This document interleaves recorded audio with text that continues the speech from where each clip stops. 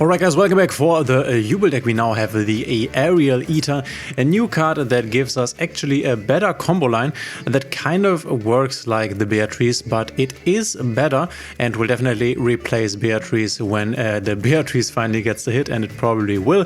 But we have it now, and in the Yubel deck it's definitely a nice, giving us a better endboard, and I will show you how you can achieve this.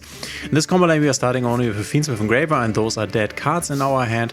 So we are going, obviously, Fiendsmith Engraver to discard for our Tracked. And then you know how the cards work. We're going Tracked into the Lurry, discard the Lurry, and revive the Lurry to go into our Fiendsmith Requiem. I will speed this up a bit until a point that is relevant. We summon the second Engraver, and now we resummon the Engraver by shuffling back the Lurry from the grave. At this point we are going to use our Track from the graveyard, and this is new because we need our materials still in the graveyard, so we don't want to use them in order to shuffle them back into the deck. We want them once again in our graveyard after this fusion summon by the Track. This is the reason. So we go into our Fiendsmith's Lacrima, because normally if you would have used Sequence here, they would have been gone.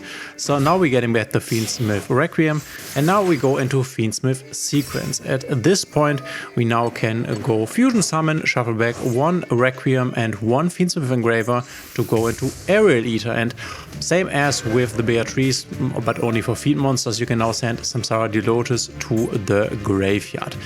Then what we can do here is link into Yama, since the Aerial Eater is also a fiend.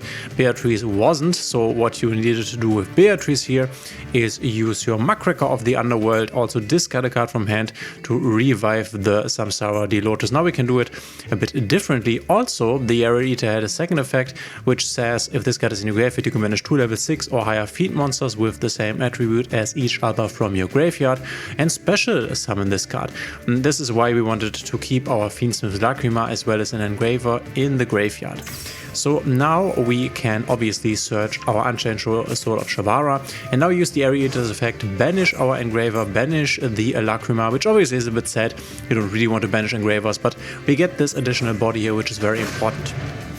Now we can link them away into Unchained Sword of Rage, and now we can use Shavara to destroy Rage, and then obviously Rage triggers as well as Yama.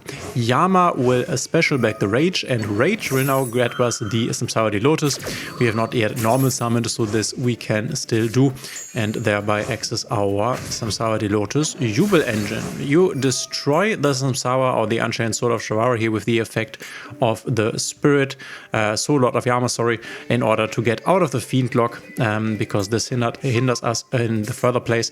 Now we set Abominable Chamber of the Unchained, since we need to use this body for further plays, so we need the Revive Trap in order to get the Rage back onto the field. Summon the Lotus, take out the Lotus for the Spirit of Yubel. Spirit of Yubel sets the Nightmare Pain as always. Nightmare Pain, kill Spirit of Yubel, grab the Gruesome Grave Squirmer, then activate Spirit of Yubel. To the field comes the Yubel, and now, like you basically always do, you summon the Gruesome, destroy the Yubel with the Gruesome's effect to summon Yubel Terror Incarnate, get an additional body in the graveyard for our Phantom later on. Use all of the bodies to go into Appaloosa Bow of the Goddess.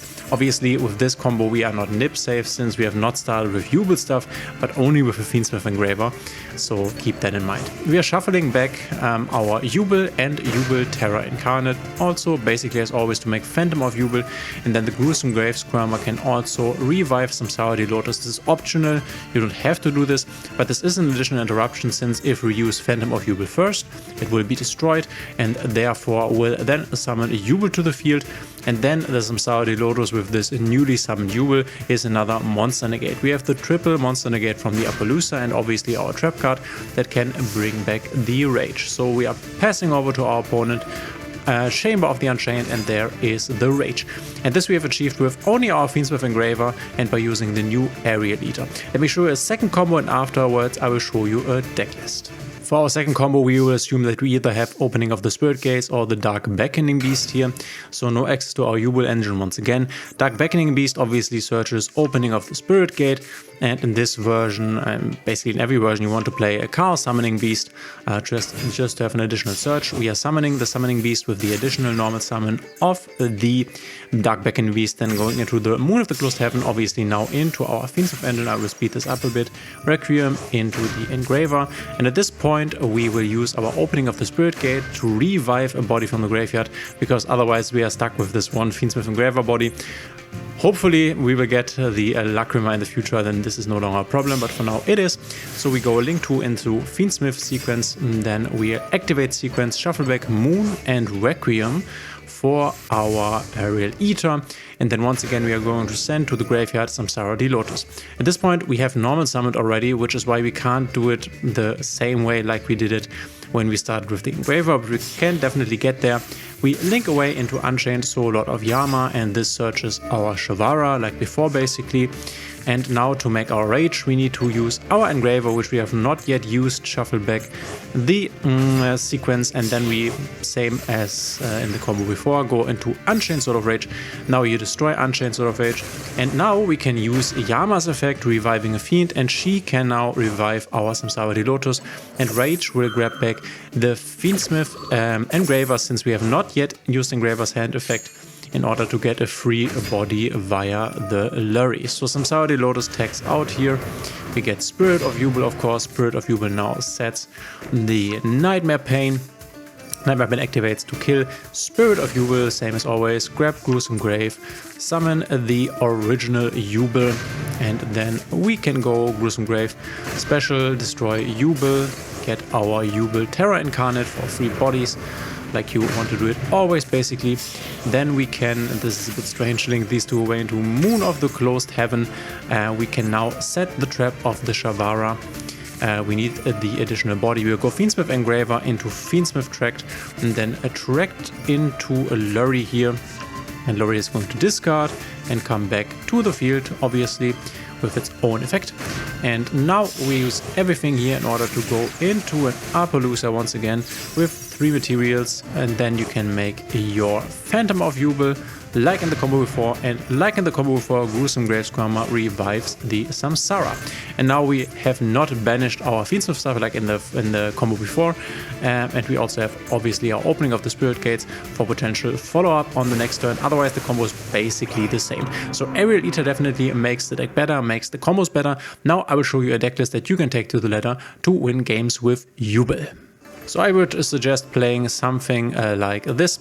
We have 2 Dark Beckoning Beasts and the Chaos Summoning Beast, as well as 2 Opening of the Spirit Gates. Then we are playing 3 Imperms. We obviously play 2 Nightmare Thrones. Then I always like 1 Nibiru, since we can draw into it with our Maxi and our Fuvolos, and this is a very impactful hand tap, being able to stop a turn. Then we need our 1 brick Yubel Terror Incarnate, as well as the 2nd brick, the Yubel himself. 3 Spirit of Yubel, I think, is kind of nice. You can theoretically go down to 2 if you wanted to, but having more cards in the deck, especially if we have some bricks, also makes it less likely to draw the bricks, so that's an argument for that. We have a Samsara the Lotus, we have 2 Nightmare Pain, 2 Gruesome Gravescammers, then obviously Maxis, Ash Blossoms. I like to have 1 Triple Tactic Talents, 1 for 1 to get into our Samsara the Lotus, and then the Called by Crossout package I think is very mandatory right now. We have the Unchained Soul of Shavara, then our Fiendsmith engine here with 2 Engravers, 1 Tract and 1 Lurry. Then we have the Abominable Chamber, and I like to play 3 Fuvolas in the current meta. What you can also do, if you want more consistency, is add more Piri Rise maps, which can get you into your Samsara the Lotus and also make it less likely to draw you 1 of bricks. And then we are playing 2 Phantom of Yubel, 1 Fiendsmith Lacrima, 1 Fiendsmith Daisy Ray, 1 Unchained Soul Lord of Yama, 1 Unchained Soul of Rage, then our Varudras here, SP, as well as Muckraker, Fiendsmith Requiem, Fiendsmith Sequence, Aerial Eater, then Salamanget Almirage, Appaloosa of the Goddess, and the Moon of the Closed Heaven, obviously. So let me know in the comments if you have any further questions, and if you like my videos, please consider subscribing, hitting a thumbs up and the notification bell, and we will see each other in the next one.